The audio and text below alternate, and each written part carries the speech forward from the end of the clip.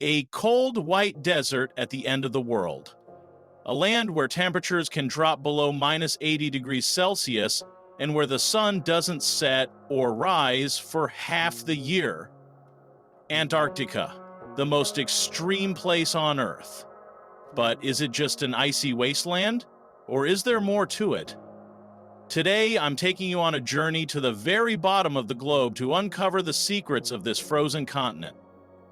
Antarctica is a land full of paradoxes. Though it's almost entirely covered by ice, it's officially classified as a desert, the largest desert on the planet. It gets less precipitation each year than the Sahara. Yet, the ice covering its surface contains about 70% of the world's fresh water. The Antarctic ice sheet averages 2,300 meters thick, reaching up to 4,897 meters in some places. Incredible, right? Interestingly, Antarctica hasn't always been this cold. Let's rewind about 170 million years. Back then, this continent was part of the supercontinent Gondwana. Forests grew there, dinosaurs roamed, and the climate was similar to modern-day New Zealand. Proof? Scientists have found fossilized trees and ancient reptile tracks.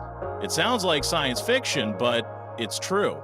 For millions of years, Antarctica experienced various climate zones, from tropical to temperate, and was even covered by forests. Only later, as the climate cooled, did it become the icy desert we know today. How many people do you think live in Antarctica?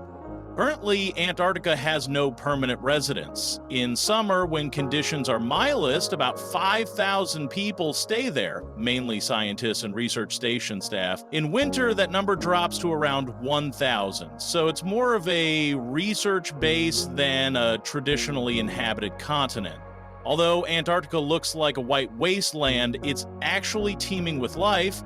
It draws scientists from around the world. Research stations like Poland's Henrykotsky station are sites of experiments that could change what we know about climate, life, and even space. Yes, you heard that right. Antarctica is one of the best places on Earth to simulate Martian conditions.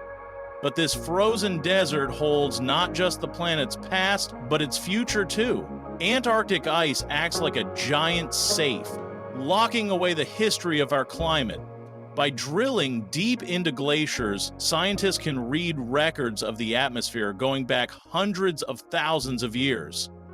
This helps us understand climate change and predict our planet's future.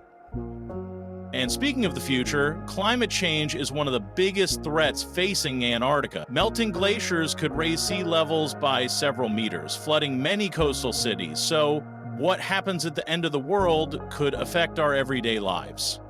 But Antarctica isn't just about ice. Its waters are full of life: penguins, seals, orcas, and whales, just some of the region's wildlife.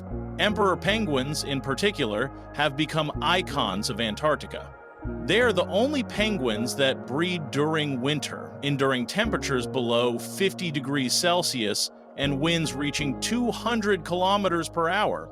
True tough guys. In the surrounding seas, you'll find creatures that seem straight out of science fiction, like fish whose blood is transparent because it lacks hemoglobin. Yes, Antarctica is home to fish with clear blood. They belong to the Chinichidae family, which thrive in extremely cold, well-oxygenated waters. Their blood is colorless or slightly creamy, unlike the red blood of most fish. Among the lesser-known wonders is Lake Vostok, hidden under 4 kilometers of ice. It's one of the world's largest subglacial lakes, isolated from the atmosphere for millions of years. Scientists suspect unknown forms of life may exist there. Studying it is like exploring another planet without leaving Earth. The lake's water temperature averages minus 3 degrees Celsius. It remains unfrozen because the overlying ice exerts high pressure, insulating it from the harsh surface temperatures, and it's also warmed from below by geothermal heat. In 1998, a team of Russian, French, and American researchers drilled deep and extracted an ice core 3,623 meters long. Samples from the bottom of the core are about 420,000 years old. but the lake itself may have been sealed off for 15-25 million years. That's because the ice sheets are constantly moving. The drilling stopped about 120 meters above the lake's presumed surface to avoid contaminating it with 60 tons of freon and jet fuel used to prevent the borehole from freezing. Antarctica is also the only place on Earth that belongs to no country. The Antarctic Treaty, signed in 1959, regulates this. It bans military activity and resource exploitation, among other things. The continent belongs to all humanity and is reserved solely for peaceful and scientific purposes. Sounds utopian? Yet it's worked for over 60 years. In 2006, scientists from the University of Wisconsin observed something from Antarctica that wasn't supposed to happen. Particles coming from inside the Earth. The ANITA experiment, a giant antenna on a balloon, detected them. This could mean we still have a lot to learn about particle physics.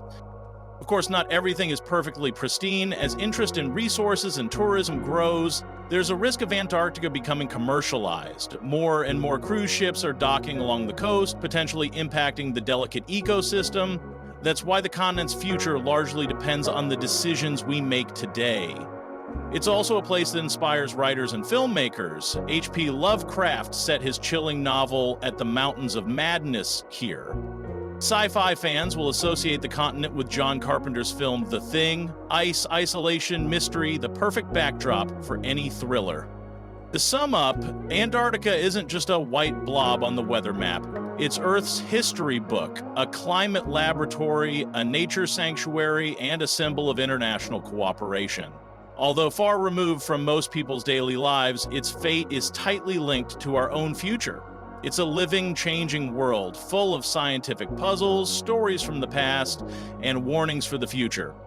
It's a continent that never ceases to amaze, and it might just hold the key to understanding our planet. So, what do you think about Antarctica? Should we protect it at all costs, or should we make use of its resources since it holds so much? Let us know in the comments. Don't forget to give a thumbs up, subscribe to the channel, and turn on notifications so you don't miss more fascinating stories from our world.